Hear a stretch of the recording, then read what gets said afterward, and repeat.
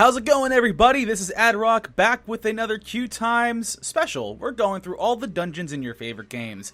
This time we're doing World of Warcraft's Legion Dungeons, Neltharion's Lair. Hopefully, if you're looking at these dungeon guides, you'll know some basic dungeon etiquette, so I'll go over it real quickly before we move on. 1. Don't stand in the fire. Obviously. You can't heal. Stupid. 2. Dispel debuffs off your group mates. Just, be a cool guy like that, or girl. 3. Interrupt when you can. And 4, if we ain't talking about it, it's basically a tank and spink. I've split up the guide right here on annotation, so you can just click on those little thingies right there. It'll take you exactly to where you want to go in case you're in a hurry or something. So, let's get started. When you first pop in Neltharion's Lair, the general mobs you're going to look out for are the Wild Shard Crawlers. On death, they'll explode, leaving an acid splatter, a patch of acid that'll do ticking damage the longer you stay in it. The best way to deal with this is to let the tank gather them up into one spot, then burst them down and walk around it. We're standing and everything for this video for your own benefit to see why you don't do dumb things. The next one's a Tar Spitter Lurker. It'll burrow to a random group member, often seen as a ranged DPS or a healer, and when it dies, it'll also leave a pool of rancid ooze. This pool will deal ticking damage, but also a 25% slow. Vile Shard Chunks will cast Crush, which deal decent AoE damage to anyone within 10 yards, and the Vile Shard Hulk are scary. They hit like a truck, so stun them whenever you get some breathing room. They'll cast Piercing Shards, which are frontal cone attacks that deal heavy damage to anyone within 45 yards. Because of this, your tanks must flip this guy around from the group and sidestep Piercing Shards when they can. Players hit with Piercing Shards will take ticking damage as well. It'll also hit tanks with Fracture, which will deal damage and knock back the tank 15 yards. After you're done going through those first few trash mob packs, you'll run into Rockmora. Throughout the fight, Blight Shard Skitters will shed from him and they'll deal melee damage range. So they're generally annoying. Tanks should try and taunt them closer to DPS so they can cleave and AoE him down. They'll also lead Choking Dust on death. You're seeing a, trend here, which will do ticking damage upon death. Group them up, kill them, move to the side. At a full mana bar, Rockmora casts Shatter. It'll deal heavy damage and knockback to all players. Shatter will also instantly detonate any leaving Blight Shatter Skitters, which will trigger Choking Dust. Healers, make sure you save your big AoE spells for Shatter's Aftermath. Rockmora will also fling Razor Shards, a conal for heavy damage attack. Tanks, you need to keep Rockmora facing away from the group throughout the fight because of this ability. After Rockmora, on your way to the next boss, you're going to run into Understone Drummers. You need to kill this thing or destroy its drum first. If not, and when they're aggroed, they'll run to the drum instantly, which will continuously spawn Drogbar every 6 seconds until one or the other is done. So, kill it. Rock Band Pelters will also disengage from the party, often aggroing nearby mobs to join in if you're being careless. There's no warning on these jumps, so make sure you keep them locked down against the wall or stunned as much as possible. Mightstone Breakers will cast Avalanche, which is a heavy party AoE. And Stoneclaw Hunters have the Rockback Gnasher Pet, which will stun you with Stone Gaze. You can interrupt this. Blightstar Shapers will summon a Petrifying Totem near a random player, and after 3 seconds, anyone caught in the totem will take stacks of Petrifying Cloud.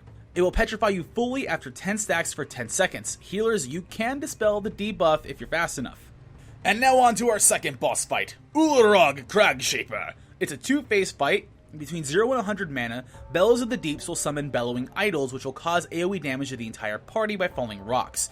Strike of the Mountain will also show up, which will summon 2 big hands on either side of the player. You cannot miss them. After roughly 2 seconds, they will collide, dealing big damage or an insta-kill, so move!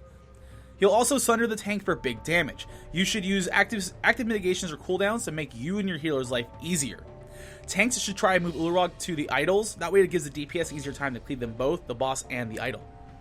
At 100 mana, Ulrog enters Stance of the Mountain, turning himself into an idol and creating copies of it, and it's a ball and cup game. After several seconds of shifting them, you can attack them. While this is happening, falling rocks will continue to AoE the party. Finding the right idol Ulrog is hiding in is tricky, but not impossible. He always starts out in the dead center, so that's the one you need to follow as best you can. After you break it, revert back to the first phase. And now Ulrog is dead and we move on to an Araxis, but between him and her, you're going to run into Stoneclaw Grub Masters. They're not that big a deal, they'll dot people who leech. They'll also summon a Tar Spitter Grub. That is the problem. Kill the Grub or stun it if you're busy.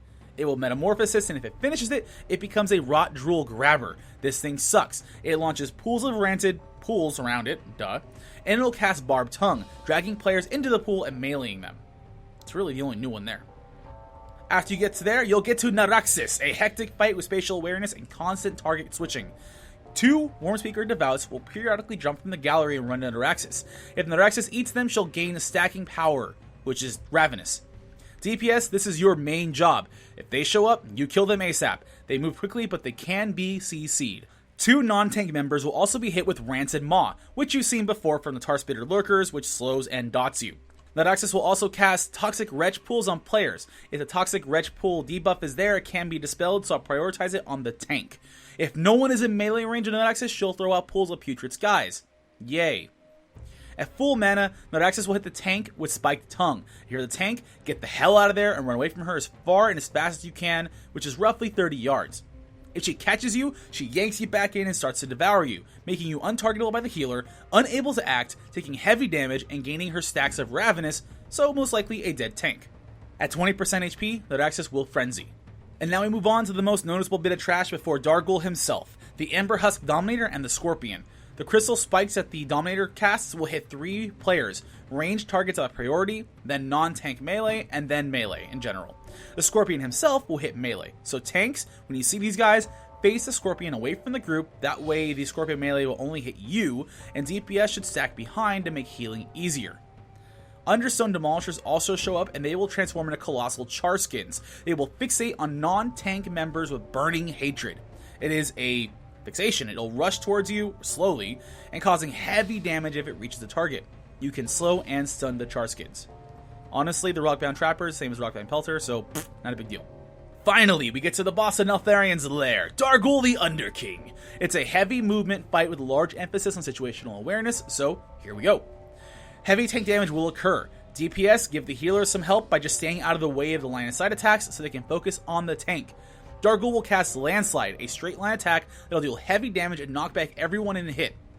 Immediately, Dargol will follow up with Molten Crash, dealing moderate damage or stupid heavy damage and a knockback if the tank is not using an active mitigation, so use it. Dargol will also summon Molten Charskins with Magma Sculptor. The Charskins function just the same as the Colossal Charskins, only which each step they take will deal party-wide damage, stun them and burst them down ASAP. Every 20 seconds, Dargol also creates crystal spikes at a random player, and they do several things. It'll obviously damage and knock you up, but it sticks around. Spikes can be destroyed by Landslide. Spikes will also be destroyed by Molten Charskins, but if they walk through them, it stuns them and makes them take additional damage. It's tempting to use the spikes for these reasons, but keep them around because at 100 mana, Dargol slams his hammer into the ground, casting Magma Wave, dealing heavy damage to players not hiding behind a crystal spike. You need to hide behind a crystal spike. Healers, get ready to use your cooldowns to help slow players, and at the final cast of Magma Wave, it destroys all the spikes and you revert back to the beginning. After that, just rinse and repeat and Dargol is done. All hail the new King of the Mountain. King? Queen of the Mountain? Either way, you've beat Neltharion's Lair, and hopefully with this help, it was a little easier. So, that's it for me this time. If you have any questions or comments, please leave them at the end of the videos. We can make them all better for you, and until then, I'll see you around. Peace.